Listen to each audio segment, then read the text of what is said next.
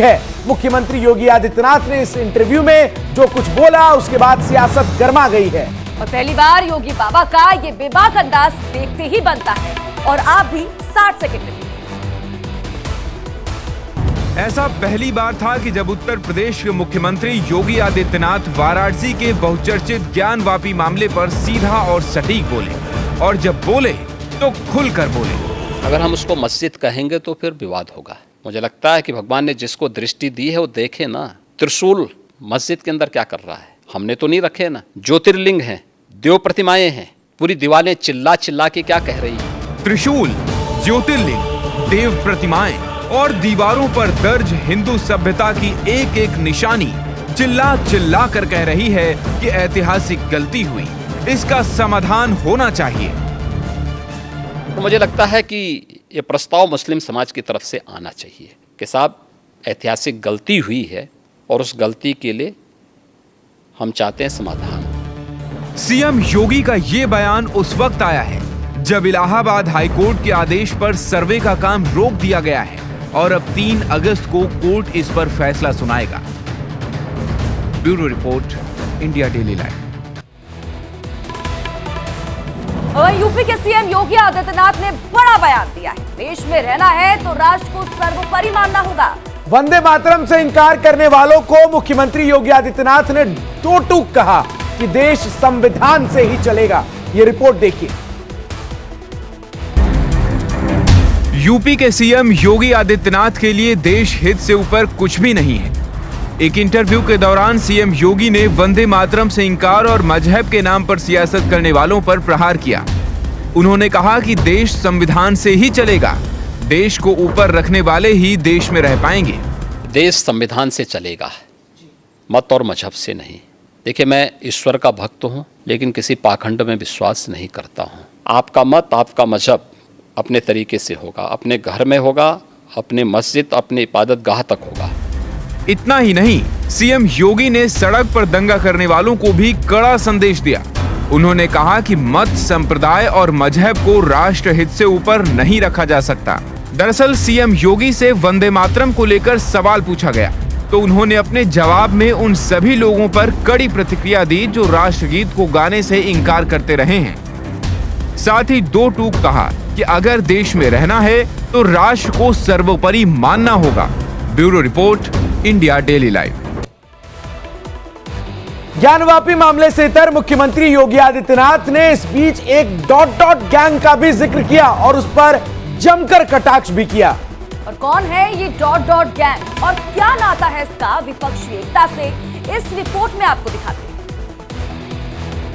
इस I.N.D.I.A नाम से विपक्ष 2024 के चुनाव में अपनी नैया को पार करने की कोशिश में है, लेकिन यूपी के मुख्यमंत्री योगी आदित्यनाथ ने इस एकता को नया नाम दे दिया, डॉट ग्रुप। नाम बदला, पहचान बदलने की कोशिश में है विपक्ष, लेकिन यूपी से इस बार हमला विपक्षी एकता पर हुआ है, जिस पर उसका तिल मिलाना तय है, क्योंकि मुख्यमंत्री योगी आदित्यनाथ का इंडिया पर प्रहार विपक्ष की पोल खोलने वाला है। विपक्षी एकता के इस नए नाम पर पहले से ही बीजेपी हमलावर है। प्रधानमंत्री नरेंद्र मोदी ने जहां विपक्षी एकता के इंडिया की तुलना आतंकी संगठनों से करते हुए नाम गिनाए थे, तो यूपी के मुख्यमंत्री योगी आदित्यनाथ का हमला इसी से जुड़ती एक और कड़ी है। Bureau report, India daily live.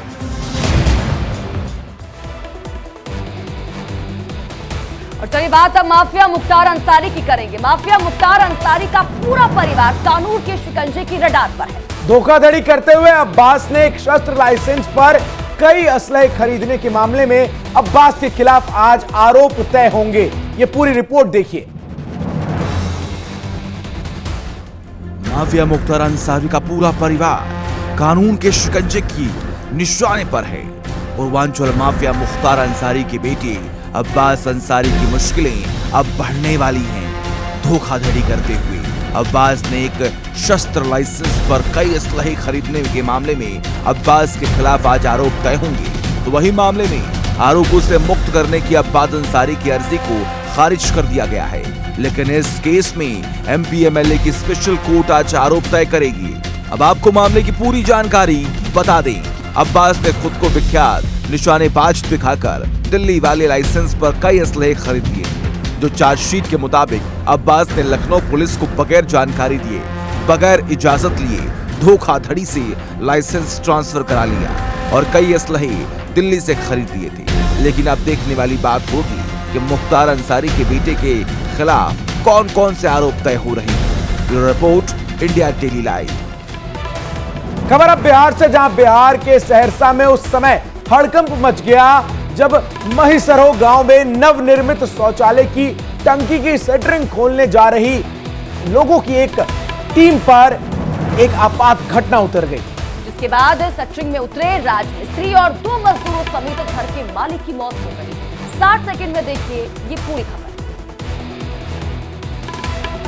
रोते बिलखते इंसान के आंसू इस दर्द को बयां कर रहे हैं जिसने इनके अपने को हमेशा हमेशा के लिए इनसे दूर कर दिया। सेप्टिक टैंक में बचाने के लिए एक एक कर 4 लोग दुनिया छोड़कर चले गए। घटना बिहार के सहरसा जिले की है। हादसे के बाद से पूरे गांव में मातम पसर गया है। मरने वालों में घर का मालिक 55 वर्षीय कैलाश चौधरी, मजदूर शंभू शाह, सुशील चौधरी और पड़ोस के रहने वाले अशरफी शाह शामिल हैं। आपको पूरी घटना बताते हैं। घर में निर्माणाधीन सेप्टिक टैंक में अंधेरा था। इस दौरान सेटरिंग खोलने के लिए पहले एक व्यक्ति टैंक के अंदर गया, जहां अंधेरा होने के कारण बिजली के बल्ब के सहारे अंदर पहुंचा और फिर एक के बाद एक सभी लोग टैंक के अंदर प्रवेश कर गए, जहां अचानक से सभी लोगों का दम घुटने लगा और फिर जान निकल गई। फिलहाल मौके पर पहुंचे पुलिस प्रशासन के अधिकारियों ने चारों व्यक्तियों के शव को कब्जे में लेकर पोस्टमार्टम करा दिया है और छानबीन में जुट गई है। Bureau report, India daily live. वहीं प्रधानमंत्री नरेंद्र मोदी और एनसीपी अध्यक्ष शरद पवार आज एक मंच पर होंगे और इसी बात ने इंडिया गठबंधन की टेंशन को बढ़ा दिया है। सवाल उठने लगे हैं कि क्या शरद पवार इंडिया गठबंधन को बड़ा झटका देने वाले हैं। क्या शरद पवार जब आज प्रधानमंत्री नरेंद्र मोदी के साथ मंच पर होंगे तो ये इंडिया गठबंधन के तमाम नेताओं के खेमे में खलबली मचा देगा। ये रिपोर्ट देखिए। इस महीने अगस्त में मुंबई में विपक्षी दलों की गठबंधन इंडिया की तीसरी बैठक होने वाली है, जिनकी अगुवाई एनसीपी और उद्धव ठाकरे की शिवसेना करेगी। इस बैठक से पहले एनसीपी चीफ शरद पवार ने इंडिया को झटका देने के लिए प्लान तय कर लिया है। मुंबई के पुणे में आज पीएम मोदी के साथ एनसीपी चीफ मंच साझा करेंगे। एनसीपी के फैसले को लेकर विपक्षी दल खफा नजर आ रहे हैं। इंडिया में शामिल कई दलों ने शरद पवार के इस फैसले से ऐतराज जताया जा रहा है। दरअसल तिलक स्मारक मंदिर ट्रस्ट की ओर से आज पुरस्कार वितरण समारोह रखा गया है। ट्रस्ट ने पीएम मोदी को लोकमान्य तिलक राष्ट्रीय पुरस्कार देने का ऐलान किया है। खास बात यह है कि यह पुरस्कार एनसीपी चीफ शरद पवार के हाथों पीएम मोदी को दिया जाएगा। तो वही पुणे में पीएम मोदी मेट्रो ट्रेन को हरी झंडी दिखाकर रवाना करेंगे। आपको बता दें, पीएम मोदी ने साल 2016 में इस परियोजना की आधारशिला रखी थी। तो वही पीएम मोदी पिपरी चिंचवाड़ा नगर निगम के ऊर्जा संयंत्र का उद्घाटन भी करेंगे। साथ ही पीसीएमसी द्वारा प्रधानमंत्री आवास योजना के तहत 1280 से अधिक मकान भी लाभार्थियों को सौंपेंगे। मेवात के नूह इलाके से शुरू हुआ धार्मिक उन्माद अब आसपास के क्षेत्रों में भी फैल रहा है। सोना में भी पथराव और गाड़ियों को आग के हवाले किए जाने की खबरें सामने आ रही हैं। बवाल के बाद मेवात क्षेत्र में कल तक के लिए इंटरनेट सेवाएं निलंबित कर दी गई है। इस 60 सेकंड में देखिए वहां किस तरह के हालात बने हुए। गाड़ियों के शीशे तोड़ दिए गए, पथराव करते अटैक कर दिया। हरियाणा के नूह में विश्व हिंदू परिषद के काफिले पर पथराव कर दिया।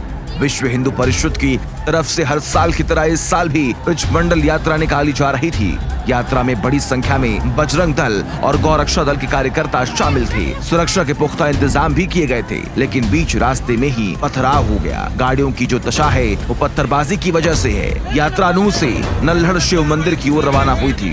यात्रा जैसे ही तिरंगा चौक पर पहुंचती, देखते ही देखते वहां पत्थरबाजी होने लगी। आरोप मुस्लिम समुदाय पर लगे। पत्थरबाजी ही नहीं की गई बल्कि गाड़ियों को आग के हवाले तक कर दिया गया। मेवात के नूह इलाके से शुरू हुआ यह धार्मिक उन्माद अब आसपास के क्षेत्रों में भी फैल रहा है। मेवात क्षेत्र में इंटरनेट सेवाएं 2 अगस्त तक के लिए निलंबित कर दी गई हैं। वहीं नूह, गुरुग्राम, रेवाड़ी और फरीदाबाद में धारा 144 लगा दी गई है और आज गुरुग्राम में एकेडमिक इंस्टीट्यूशंस बंद रहेंगे। इस घटना में 2 पुलिसकर्मियों की मौत भी हो गई है, तो वहीं 10 से अधिक पुलिसकर्मी घायल बताए जा रहे हैं।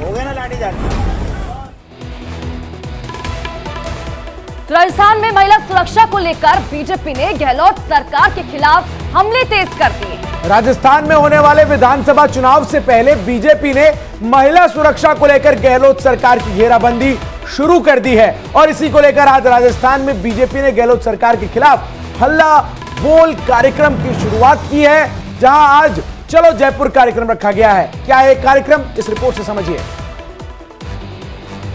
राजस्थान में महिला सुरक्षा को लेकर बीजेपी ने गहलोत सरकार के खिलाफ हमले तेज कर दिए हैं।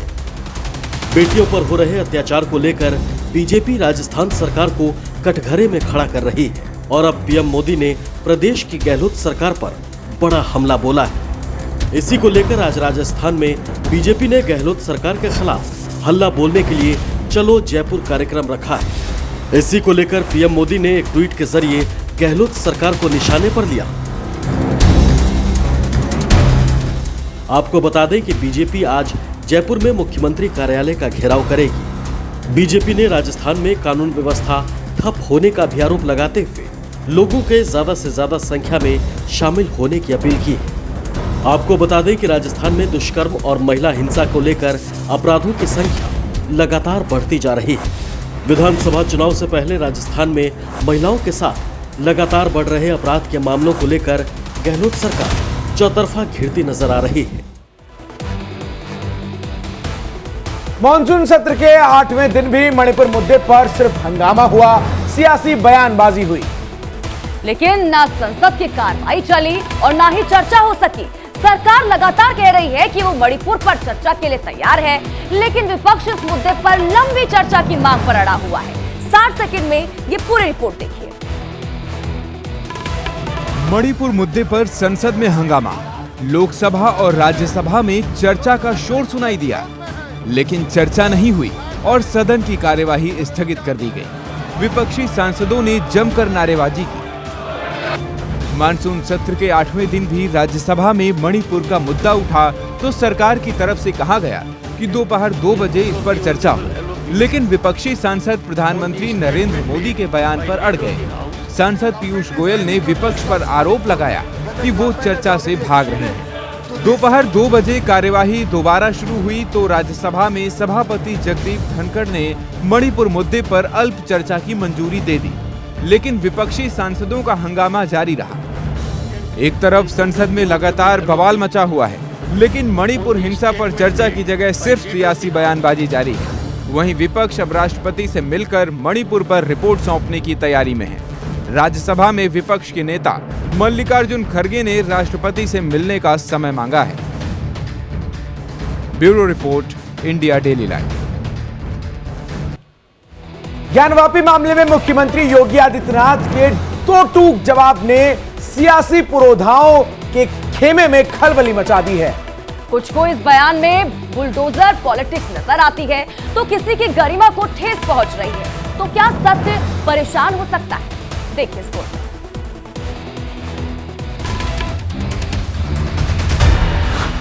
उत्तर प्रदेश के मुख्यमंत्री योगी आदित्यनाथ का ज्ञानवापी पर दो टूक जवाब कई लोगों के लिए सुलगता सवाल बन गया। सवाल सियासत का, सवाल समर्थन और सवाल मुखालफत का। समाजवाद के झंडा बदार हमलावर हुए तो भड़काऊ भाईजान भी आए योगी आदित्यनाथ के बयान को बुलडोजर पॉलिटिक्स का तमगा लगाने। लखनऊ की सियासी हवा ने बरेली में बैठे मौलाना शहाबुद्दीन रजवी बरेलवी को भी परेशान कर दिया। वो शहादत दे रही है कि हम मस्जिद हैं, उसकी दरो दीवार मस्जिद बोल रही है और सदियों से वहां नमाज पढ़ी जा रही है, खुदा का जिक्र किया जा रहा है, इबादत की जा रही है। उनको ऐसा बयान नहीं देना चाहिए। जहां मुखालफत हो वहां समर्थन न हो, ये हो ही नहीं सकता। हिंदुत्व के फायर ब्रांड का समर्थन यूं जाहिर हुआ। राजनीति के रण में सत्ता की जंग छिड़े या न छिड़े, लेकिन अगर इतिहास खुद अपने निशान छोड़े तो वर्तमान क्या करेगा? दो टूक जवाब देगा ही।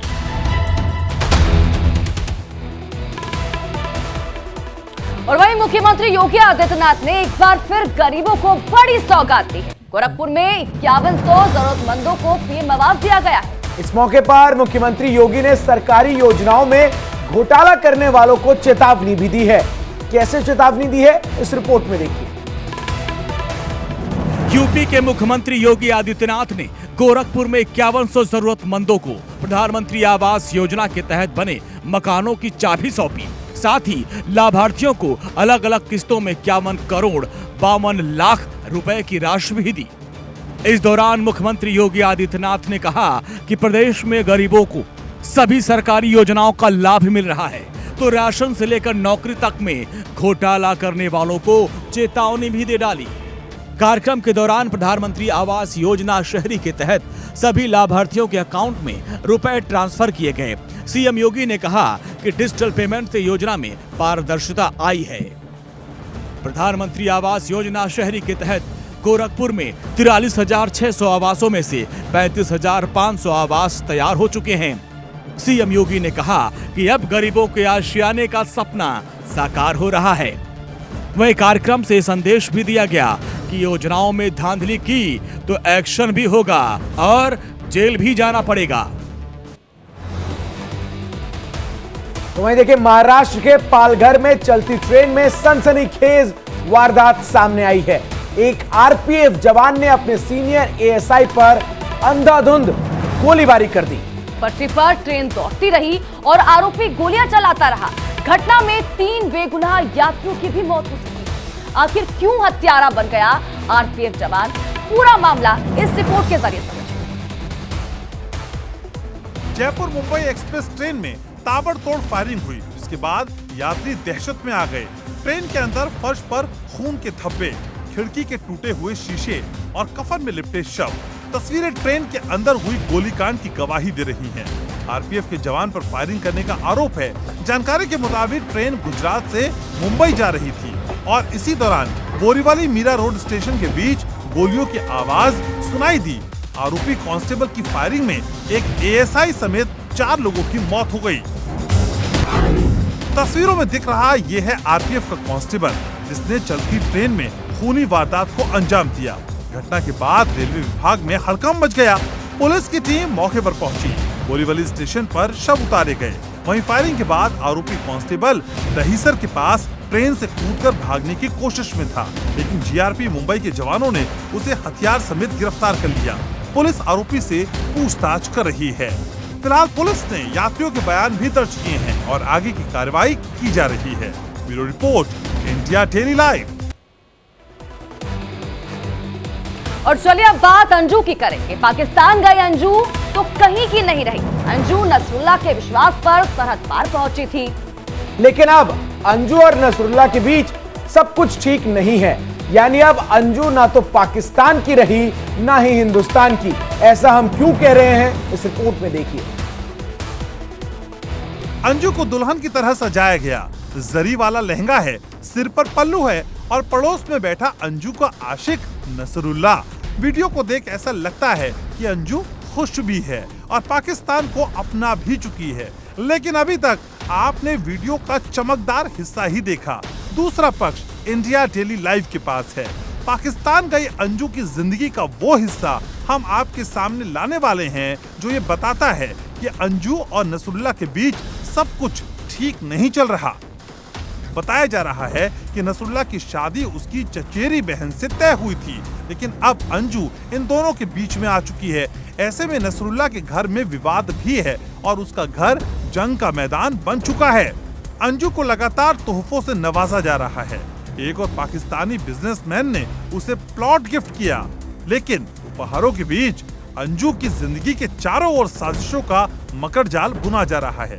Bureau report, India daily live. Anju जहां पाकिस्तान में अकेली पड़ चुकी है, तो दूसरी ओर हिंदुस्तान में भी अंजू के खिलाफ एक जांच के आदेश दिए गए हैं।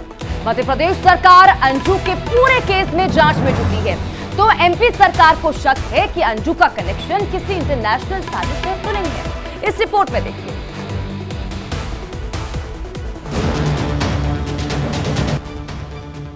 एक तरफ पाकिस्तान में अंजू आईएसआई के इशारों पर नाच रही है, नसरुल्लाह के परिवार में वो विवाद की जड़ बन चुकी है, तो दूसरी ओर हिंदुस्तान में भी अंजू की मुश्किलें कम होती नहीं दिखती। अंजू की मुश्किल बढ़ाने वाला एक फरमान मध्य प्रदेश सरकार की ओर से आया। एमपी सरकार को अंजू की आड़ में पाकिस्तान की इंटरनेशनल साजिश का शक है। ऐसे में गृहमंत्री नरोत्तम मिश्रा ने अंजू केस की जांच अपनी पुलिस को सौंपी।